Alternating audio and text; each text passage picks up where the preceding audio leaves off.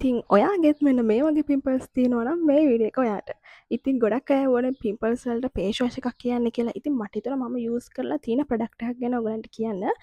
මගේ පිම්පල්ස් එන්න පටන් ගත්ත කාලේ මම මේක යූස් කරේ. ඒ කියන්නේ දැන් ගොඩාක් කල් මම මේක යූස් කරන්න අරගෙන.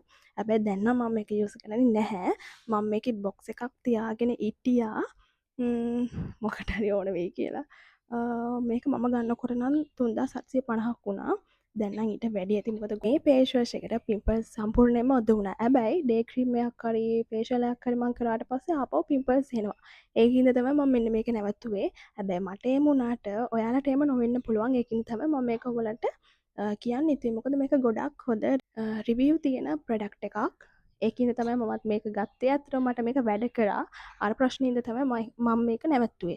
දැන් මම යූස් කරන්නේ සෙටපිල් එකේ ක්ලෙන්සර් එක. මේකේ ඔයගලන්ට පැහැදිලි ෆොටෝ එකක් දාන්නම්. ස්ක්‍රීන්ෂොට් එකක් ගාගන්න. මේක ෆාමසි වල තියෙනවා. මමත් ගත්තේ ෆාමසි එකකින්.